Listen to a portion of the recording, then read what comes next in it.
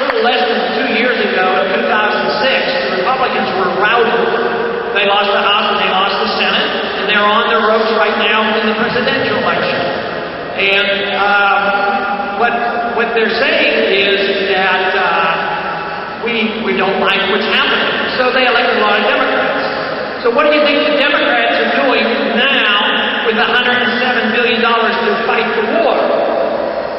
They're adding $50 billion more of military money to the 107. And that is off budget. It's out of the budgetary process. They call this emergency funding so that they don't have to count it under the budgetary procedures. And not only did they add 50, they added 20 more just for miscellaneous boondoggles for the various districts. So now it's up to $177 billion that we have, and there's no money in the bank. And something is going to give, and it could come anytime, and it won't be pretty. That is why we have to understand what we believe in. We have to be very precise and know what we need to replace the system that we have today. Because if we do nothing, the continuation of a more control at the federal level, the more chaotic things become, they'll do just like after 9/11. Or if there's a confrontation in the Gulf, in the Persian Gulf, they'll say, well, we have to spread the war into Iran. Unless we speak up. And that is what I think is happening. You know, I am just really amazed at the number of people who have rallied.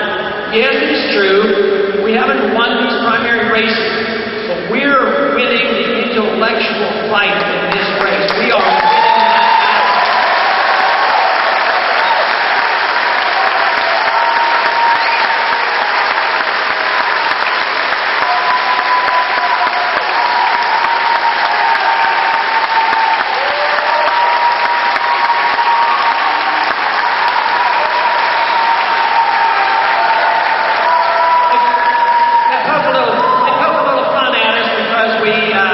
get 8 or 10%. Of course, in Pennsylvania, we got 16%.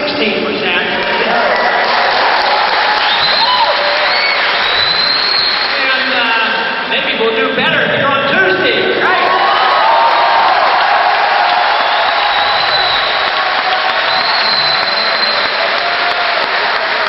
We have something else going for us. If we have 10% of the vote, people go out and vote for us and support these views. They used to become enthusiastic supporters and campaigners, and they're participating. The people who vote for the other candidates, you don't see them out there, waving signs and really participating. So we have to dedicate people for these views.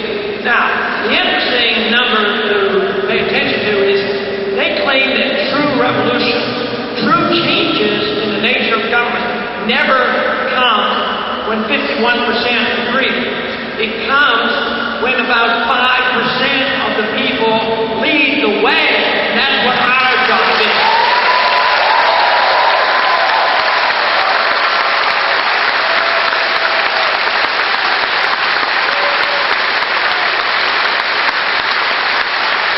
So let me see if I get my arithmetic right. So if we have 10% and we only need 5%, we're in great shape to change this country.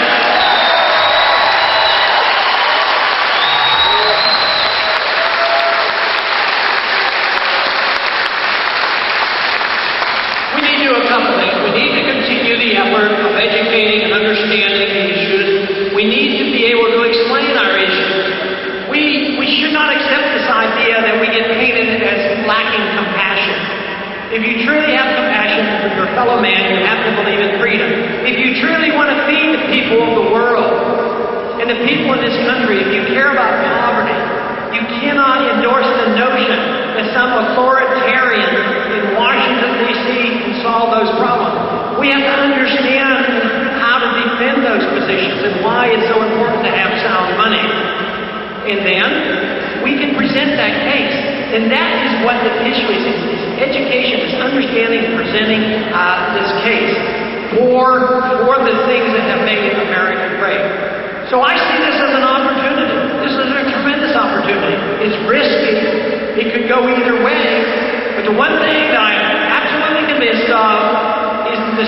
quo won't be maintained, because it will not stand still.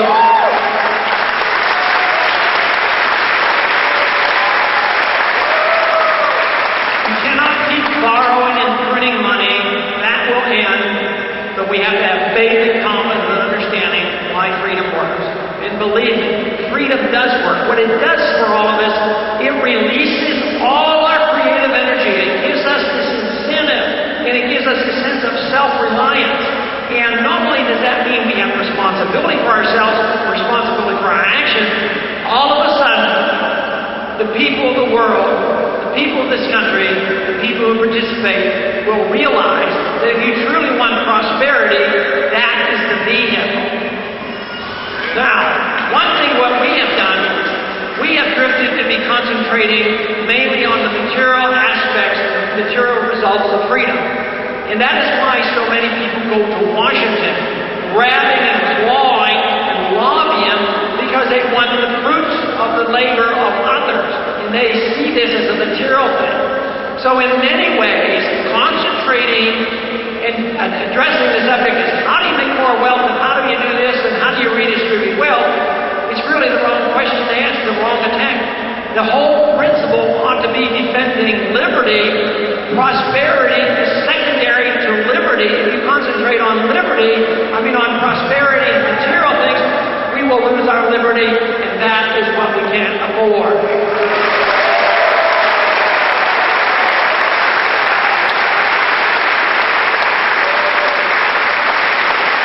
I want to close by saying there's every reason to be optimistic and pleased with what's happening. It was said that we would have no chance to get our message out. Fortunately, we still have the right to visit and meet and talk and organize and run for office.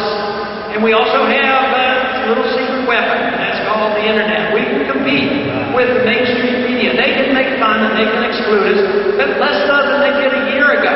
I was very pleased to be in the debate. Although I knew what was going on, I could hear it, I could hear the snickering, and I knew that I was getting 1/3 or 1/10 the time as the others, but nevertheless, it was a tremendous opportunity to just sneak the message out there, and the response has been miraculous as far as I'm concerned.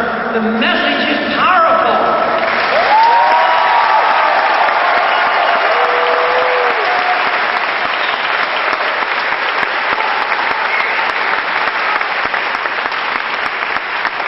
I'm very sincere when I tell you that this is not about Ron Paul. It's not about the Ron Paul revolution. It's not a violent revolution. It's a non-violent revolution. It's a revolution in ideas. But the true revolution is with the people. The true concern is with the people. And believe me, the spontaneous energy that we have released just in this campaign effort in spreading this message has been fantastic. And with this ability to spread this message through the internet, believe me, we are at the beginning of something really